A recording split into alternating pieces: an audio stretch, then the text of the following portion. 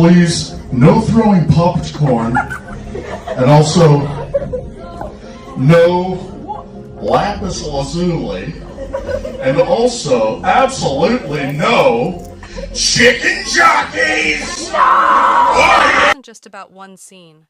It was generational clash about what watching a movie means in 2025. Damage wasn't just physical, it was atmospheric. People came for Minecraft and felt caught in flash mobs. Not everyone enjoyed being part of the meme. This is modern fandom's line are built on shared silence, everyone watching, listening, respecting the screen. But Gen Z and Alpha grew up differently. For them, content is interactive. It started with popcorn and drinks, then cooked chicken and even live chooks.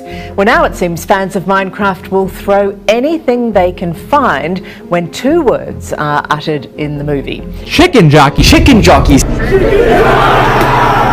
But families hurt in the crossfire have had an... It started with a scream. Jack Black in full theatrical glory shouting two absurd words that turned cinemas into war zones. Music, chicken, applause. Within days, popcorn rained from ceilings, teenagers showed up in costume, and managers called police. Showings were canceled. Chains pulled the movie. All because of one scene in a Minecraft movie that wasn't supposed to be a hit. This wasn't a typical Hollywood scandal, no box office bomb or behind-the-scenes drama. This was something stranger. A single moment spiraled into nationwide disruption that left theaters with sticky floors, viral TikToks, and no clue how to respond. How did a baby zombie on a chicken nearly get a $300 million blockbuster banned? What does this event say about cinema's future? This is the story of the chicken jockey disaster. The chaos started in the seats. What began as laughter escalated into something theaters weren't prepared for. Around 45 minutes into the Minecraft movie, Jack Black's character encounters a baby zombie riding a chicken. The music swells, time slows, then Jack Black with Shakespearean drama bellows, "Chicken jockey!" The crowd went feral, fans erupted, videos surfaced of teens jumping from seats, screaming in unison, throwing popcorn like confetti. Some flapped arms and sprinted up aisles like chickens. A simple scene became live performance every time it played. Do it!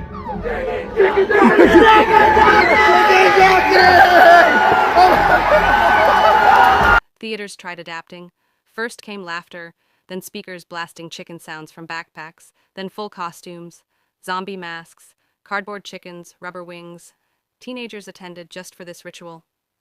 Timing reactions to the second. What started as fun tipped into mayhem. Videos showed theaters upside down, popcorn flying soda. Spilled kids chanting staff overwhelmed. Showing stopped mid-film to calm audiences. In Staffordshire. In California, police were called. Applause.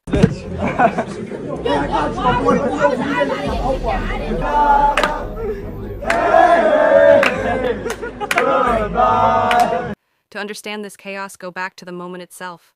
On paper, it sounds ridiculous. A baby zombie on a chicken, hardly cinematic legend, but the delivery made it iconic. Jack Black didn't just say the line, he lived it. Eyes bulged, voice cracked. He inhaled like preparing for Hamlet, then screamed, "Chicken jockey!" like it was life or death. The camera zoomed, music soared, and for seconds it felt like a war epic's climax over a zombie riding a chicken. People loved it. TikTok exploded. The clip spread within hours. People made reaction videos, remixes, scream duets, dubbed it over Titanic and Avengers scenes. Overnight Chicken Jockey became a movement. The internet has many memeable moments. What made this different was how interactive it became. Viewers weren't just reposting the clip, they recreated it in real life, in public, in packed theaters. That turned a funny Jack Black moment into cultural flashpoint. When fans timed visits to catch that scene, when kids dressed for chaos, when parents walked into quiet screenings and got caught in popcorn hurricanes, it crossed from funny to infamous. I'm taking kids to see a kids movie. That behavior is not cool. Most bizarre of all, this moment was designed to go viral. When the Minecraft movie was announced, people rolled their eyes. How do you make a compelling movie about punching trees and building blockhouses? It sounded like another cash G-grab adaptation destined to flop. The team raised eyebrows. Jared Hess, known for Napoleon Dynamite, directed. The cast included Jason Momoa, Danielle Brooks, Jennifer Coolidge, and Jack Black. As Steve, critics weren't convinced, reviews were mixed. No one knew who the movie was for kids gamers or nostalgic adults. Then something wild happened. Despite skepticism, the movie shattered expectations, pulling $300 million globally. its opening weekend.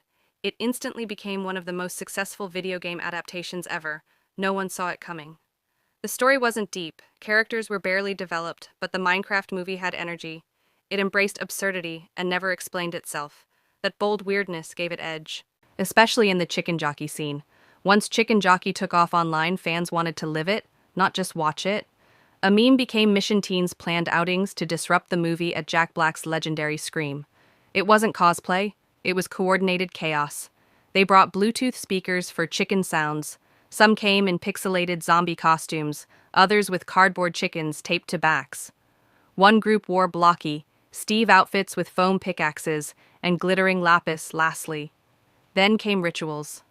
Fans counted down as the moment approached. Theaters went silent, then exploded. People leapt from seats chanting, "Chicken Jockey," like a war cry.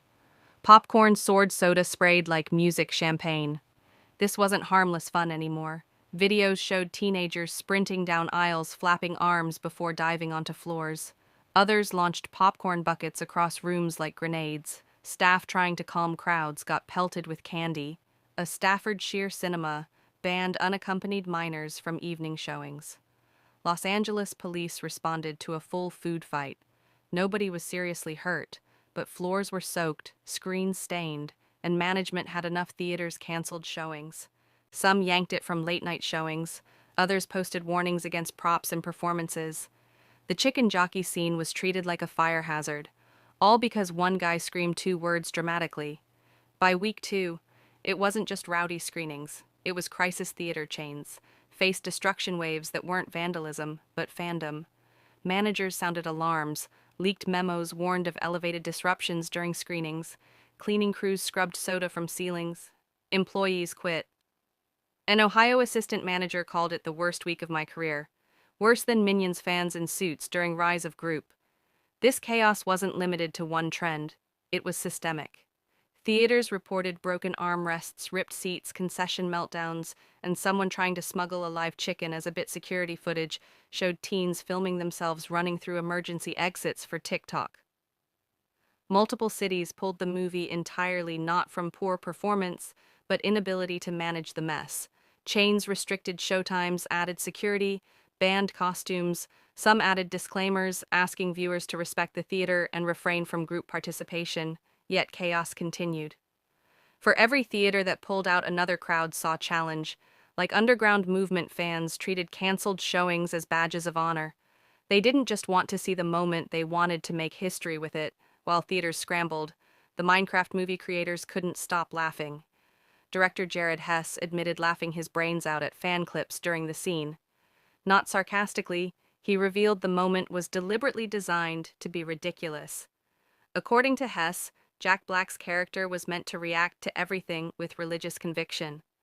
Whether crafting pickaxes or spotting zombie chickens, Steve treated it like history's most important moment. Jack Black delivered.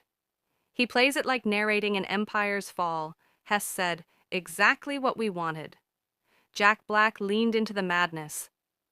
At a Los Angeles screening, he walked on stage with a glittery foam pickaxe warning, Of a Minecraft movie.